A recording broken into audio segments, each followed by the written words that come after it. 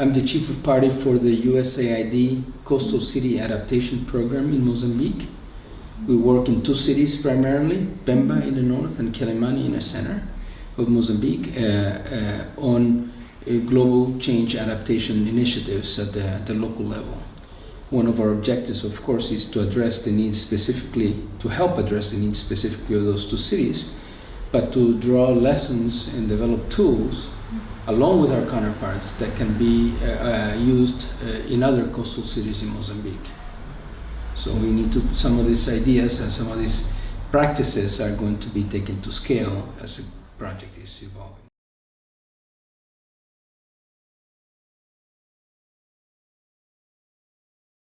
Well, about 60% of the population in Mozambique live along the coast, and 7 of the 11 largest cities in Mozambique are coastal cities. Yeah.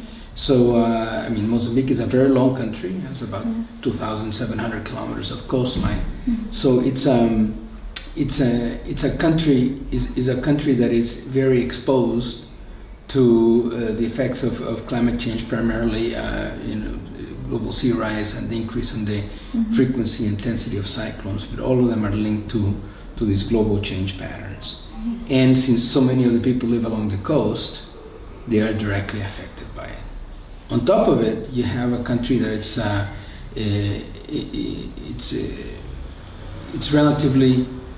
has a very large poor population. Some of the cities are financially constrained. They don't have a lot of the resources to make the investments. So you have large portions of the cities that we work with, which are medium-sized cities, are marginally in marginal areas in terms of safety. They're very vulnerable areas. They are poor, and they're very exposed to the effects of climate change. So that's basically the context that we're working with.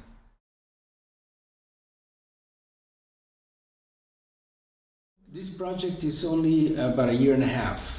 We have another 3.5 years to go. Yeah. So the first time, we're laying down the foundations with our partners.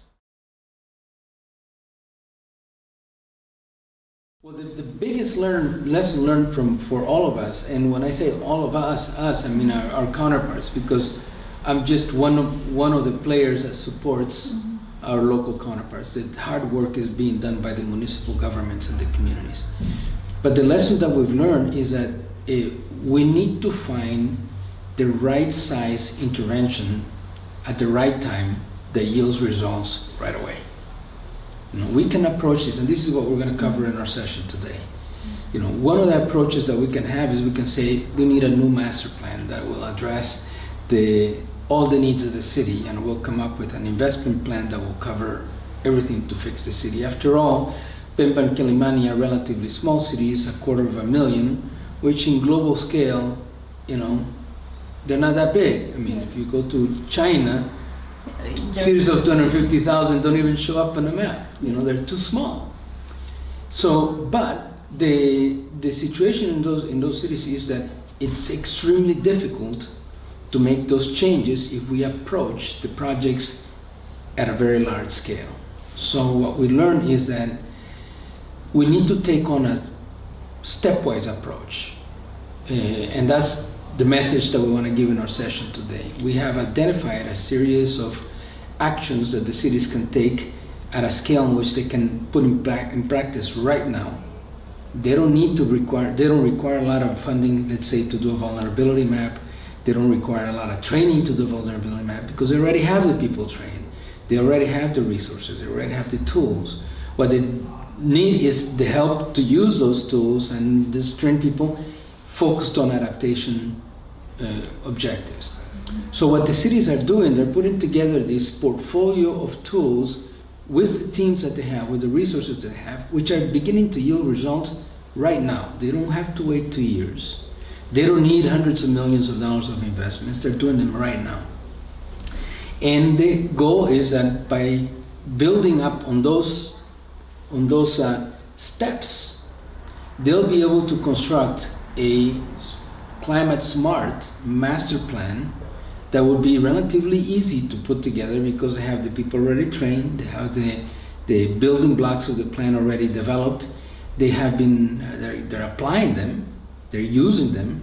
So by taking this other approach, they may actually benefit much quicker with the right size intervention that addresses real needs today. We'll be talking about that, and there's lots of experimentation going on. Some of the tools are going to be more effective than others. Some of them are going to be taken in more effectively than others. But so far, I'm very optimistic with what I see. You know, they're using just about everything that we are together with them, thinking that, you know, what can we do now to move you in that direction.